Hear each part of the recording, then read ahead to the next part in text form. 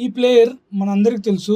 ఈ player legend అని. కానీ ఈ ప్లేయర్ లెజెండ్ అయినా సరే ఆ ప్లేయర్ గురించి మనం చాలా తక్కువ మాట్లాడుకుంటాం. ఈ పాటికి మీరు తమ్ముళ్ళు చూసే ఉంటారు ఆ ప్లేయర్ ఎవరనేది. SRH versus RCB first IPL match జరిగిన తర్వాత ఎంత మంది భువనేశ్వర్ స్పెల్ అద్భుతమైన స్పెల్ అని భావిస్తారనేది కింద మీరు కామెంట్ లో తెలియజేయండి. భువనేశ్వర్ గురించి మీరు ఏమనుకుంటున్నారు, మీ ఒపీనియన్ ఏంటనేది కామెంట్ లో తెలియజేయండి. వీడియోని లైక్ కూడా చేసి సబ్స్క్రైబ్ చేసి పెట్టుకోండి. ఫస్ట్ మ్యాచ్ అయిపోయిన తర్వాత జాకబ్ డఫీ అద్భుతమైన బౌలింగ్, హేజల్వుడ్ కి like to like replacement. Virat Kohli ఏమైనా ఇన్నింగ్స్ ఆడాడ. పటికల్ నుంచి ఇలాంటి ఇన్నింగ్స్ ఎవరు ఎక్స్పెక్ట్ చేయలేదు. అద్భుతమైన ఇన్నింగ్స్ ఆడాడు.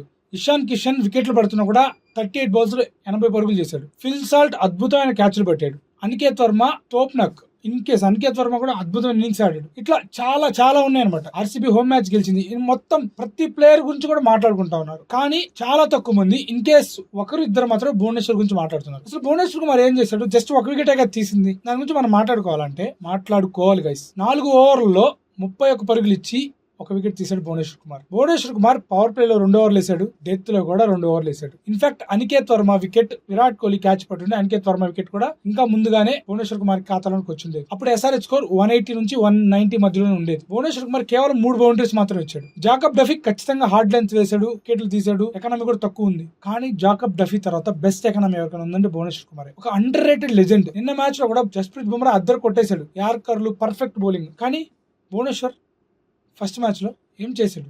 అద్భుతమైన బౌలింగ్. అసలు ఎక్కడ కూడా తన పేరు రావట్లేదు. తను ఒక లెజెండ్. యాక్చువల్గా నిన్న మ్యాచ్ క్లియర్ డిఫరెన్స్. తను ఎస్ఆర్హెచ్ బౌలింగ్ యూనిట్ మొత్తం చూస్తే ప్రతి ఒక్కరు కూడా 12 పరుగులు పైన ఇచ్చేసారు ఎకనామీ. కానీ నిన్న భువనేశ్వర్ ఎకనామీ 7.3 మాత్రం. So Bhuvneshwar clear cut difference ఇక్కడ. ఎస్ఆర్హెచ్ 2024 లో అద్భుతంగా ఆడి 280s 250s కొట్టింది. కానీ అప్పుడు డిఫెండ్ చేసుకోవడానికి ఎస్ఆర్హెచ్ దగ్గర ఒక ప్లేయర్ ఉండేవాడు. అతనే భువనేశ్వర్ కుమార్. ఇప్పుడు 2025 సీజన్ లో బౌలింగ్ లేదంటున్నారు, ఇప్పుడు బౌలింగ్ లేదంటున్నారు. కానీ అదే భువనేశ్వర్ గానీ రిటైన్ చేసుకుంటే వేరే లెవెల్ ఉండేది. ఆర్సీబీ ట్రోఫీ గెలవడానికి కూడా one of the reason Bhuvneshwar Kumar. But మళ్ళీ next Sunday CSK versus RCB match లో భువనేశ్వర్ కుమార్ ఎలా వేస్తాడని నేను ఇంట్రెస్టింగ్ చూడబోతున్నా. సో మ్యాచ్ మొత్తం కూడా ఎస్ఆర్హెచ్ వర్సెస్ ఆర్సీబీ మ్యాచ్ చూస్తే ఒక ఫ్లో లో వెళ్ళిపోతుంది. భువనేశ్వర్ వచ్చాడు, తన పని చేసుకున్నాడు, తను వెళ్ళిపోయాడు అంతే. ఎక్కడ వికెట్ తీసిన యాటిట్యూడ్ ఉండదు, నో యాటిట్యూడ్ అంతే. కేవలం క్రికెట్ ని బాగా ఇష్టపడి బాగా కనెక్ట్ అయ్యి చూసే వాళ్ళు మాత్రం భువనేశ్వర్ ని తో కనెక్ట్ అవుతారు. మేబీ కొంతమందికి సోషల్ మీడియాలో హైప్ ఉంటుంది, కొంతమంది ప్లేయర్స్ కి, కొంతమందికి సింపతి ఉంటుంది. భువనేశ్వర్ కుమార్కి అదేం ఉండదు. జస్ట్ వస్తాడు, వేస్తాడు అంతే. పవర్ ప్లే లో కూడా ఇషాన్ కిషన్ కూడా అటాక్ చేయలేడు భువనేశ్వర్ కుమార్ ని. మళ్ళీ భువనేశ్వర్ బీభత్సమైన పేస్ కూడా వేయడు. 130 135 అంతే. లైన్ అండ్ లెంత్ అద్భుతమైన బౌలింగ్ అంతే. బట్ ఎస్ఆర్హెచ్ అది మిస్ అయింది. ఆర్సీబీ భువనేశ్వర్ తీసుకుని ప్లస్ చేసుకుందానే డిఫరెన్స్, క్లియర్ కట్ డిఫరెన్స్ అంతే. అందులో జాకబ్ డఫీ బాగా వేశాడు. నేను దాన్ని క్వశ్చన్ చేయను. కానీ జాకబ్ డఫీ కొత్త ఐపీఎల్ కి. సో కొత్త కాబట్టి దాన్ని పిక్ చేయడం, మేబీ తన మీద ఎక్కువ ప్లాన్స్ వేసుకొని ఉండరు జాకబ్ డఫీ పైన. T20 వరల్డ్ కప్ లో ఎక్కువ రన్స్ వెళ్ళిపోయాడు. ఇండియా వర్సెస్ న్యూజిలాండ్ సిరీస్ లో ఒక మ్యాచ్ బాగా వేశాడు, మిగతా మ్యాచెస్ అన్ని రన్స్ కొట్టేశారు.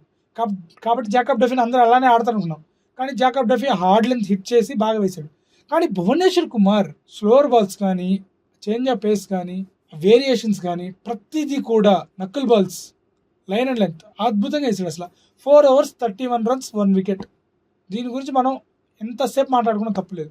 ఎస్ఆర్హెచ్ అది మిస్ అయిందని నేను చెప్తాను. నేను భువనేశ్వర్ ద లెజెండ్ అంతే. బట్ భువనేశ్వర్ గురించి ఎక్కువ పాయింట్ అట్లా ఆ మ్యాచ్ కి clear cut difference Bhuvneshwar Kumar అనేది నా పాయింట్. తనే వాల్యూ యాడ్ చేశాడు ఆర్సీబీకి. ఎస్ఆర్హెచ్ కి అది లేదు. ఎస్ఆర్హెచ్ నుంచి ఒక్క బౌలర్ ఆ పని చేస్తున్నా భువనేశ్వర్ కుమార్ లాగా వేస్తున్నా కూడా మ్యాచ్ కొంచెం ఇంకా టైట్ అయి ఉండేది. మేబీ ఎవరు గెలుస్తారనేది మనం చెప్పలేం. మ్యాచ్ అయితే ఖచ్చితంగా టైట్ అయి ఉండేది. ఈక్వేషన్ టఫ్ అయి ఉండేది. భువనేశ్వర్ కుమార్ ఒక ఎండ్ లో రన్స్ ఇవ్వట్లేదు. అవతల ఎండ్ లో ప్రెషర్ కి వెళ్ళిపోయి బ్యాట్స్మెన్స్ డఫీ మీద అటాకింగ్ వెళ్ళి అవుట్ అయిపోయారు. నిన్న కూడా మనం చూస్తే జస్ప్రీత్ బుమ్రా ఒక ఎండ్ లో వికెట్ ఇవ్వట్లేదు, ఇంకొక ఎండ్ లో షర్దూల్ వికెట్లు వస్తున్నాయి. సో షర్దూల్, జాకబ్ డఫీ వికెట్లు తీసి ఎంత గొప్ప, అలాగే వాళ్ళకి వికెట్లు రావడానికి కూడా కారణం భువనేశ్వర్ కుమార్, జస్ప్రీత్ బుమ్రా. ఎందుకంటే ఇంకొక ఎండ్ లో వీళ్ళు బ్యాట్స్మెన్ పైన ప్రెషర్ పెడుతున్నారు వీళ్ళు. ఫస్ట్ ఓవర్ లో జాకబ్ డఫీకి వికెట్ రాలేదు. సెకండ్ ఓవర్ లో భువనేశ్వర్ కుమార్ ప్రెషర్ పెట్టాడు. 3వ ఓవర్లో జాకబ్ డఫీకి వికెట్ వచ్చింది. ఇప్పుడు అందరు భువనేశ్వర్ కుమార్ని మర్చిపోతారు. సో బౌలింగ్ లో కూడా పార్ట్నర్షిప్స్ ఉంటాయి. రోహిత్ శర్మ రికల్టన్ పార్ట్నర్షిప్ ఎలా అయితే 148 runs వచ్చిందో, అలాగే బౌలింగ్ లో కూడా పార్ట్నర్షిప్స్ ఉంటాయి. ఇది కూడా మనం చూడాలి. అలాగే భువనేశ్వర్ కుమార్ గురించి కూడా చెప్పాలనిపించి, సో ఏదైతే తను వేసిన స్పెల్ గురించి చెప్పాలనిపించి చెప్పాను. భువనేశ్వర్ కుమార్ ద లెజెండ్ అంతే. దీని గురించి మీరు ఏమంటారు అనేది మీ ఒపీనియన్ కామెంట్ లో తెలియజేయండి. ఇలాంటి ఐపీఎల్లో ఒక అండర్ రేటెడ్ ఎవరైతే ఉంటారో, భువనేశ్వర్ కుమార్ అండర్ రేటెడ్ నేను అన్నో, బట్ కాకపోతే తన పేరు ఇంకా తను వేసిన దానికి ఇంకా దానికి గుర్తింపు రావాలని చేశాను. ఇలా ప్రతి మ్యాచ్ లో కూడా ఎవరో ఒకరు స్టెప్ అప్ అయ్యి డీసెంట్ పర్ఫార్మెన్స్ ఇస్తారు. డీసెంట్ అని కూడా అనకూడదు, దీని అంత మంచి ఇన్నింగ్స్ ఇది.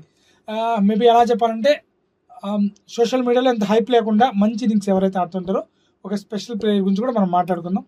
సో ఇది కంటిన్యూ చేద్దామంటే మీరు ఖచ్చితంగా వీడియో లైక్ చేసి కామెంట్లో తెలియజేయండి. ఉంటాను, బాయ్, థ్యాంక్స్.